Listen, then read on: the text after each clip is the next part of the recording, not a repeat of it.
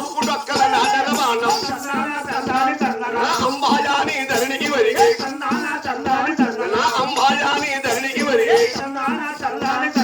తగ్గింతో తగ్గింతో ముగ్గురు వంటూ పులి వచ్చిందా పరుగు వీడి వెళ్ళిందా వాళ్ళు పరుగు వీడి గోవు పైన పడ్డాడు గోవుకి వచ్చిన ఘోర పాపములు గట్టు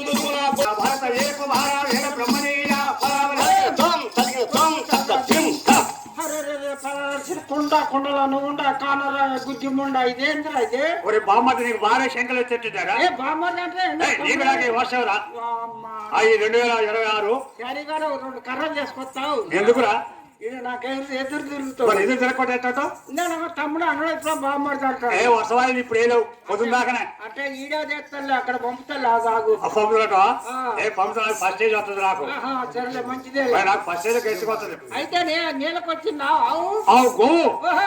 కడపార కసం వేసి ఆ నీళ్ళ కోసం పరుగు పొరగా వస్తుండగానే అప్పుడు ఆనందమైన ఇక్కడ కనిపెట్టి నేను గోవును రక్షించి పులిని సమరిద్దామని వెళ్ళనము ఎత్తిపెట్టి కొట్టాడట పులి కోసం కొట్టింది పులి కోసం కొట్టగానే అది శరశరమని పోతుండగానే పులిని చోట ఆవుదురికి ఆవుల చోట పులిదురికి అది సూటి తప్పక గోవుకు డొక్కలో భారం నాటేదట ఆ చేతుల విల్లనములు తైలిపెర వేసి ఆయన ఈ చేసింది గోవచ్చ పాతకము ఈ పెద్ద పాపం ఈ భూలోకములో ఆ చేసిన పాప ఏ పాటన తిరుగుతుందని ఆనందమైన పోతన ఇలా ఉన్నాడు మన పంతులు గారు చెప్తున్నారు తమ్ముడు. అవును బాబు ఆ వెంటనే ఆ యొక్క విలనములు కొట్టగా ఆవు ధరణి పెనబడి విలువిలా తన్నుకొని ప్రాణం విడవగా ఆ గోవు పెనబడి ఆనంద బయలులో ఇంక విధమున్నారంటే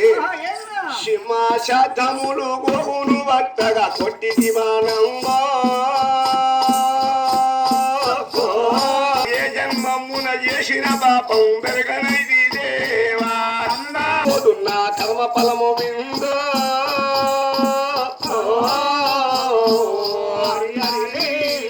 ఏ గోవును కొట్టిన పిల్లిని చంపి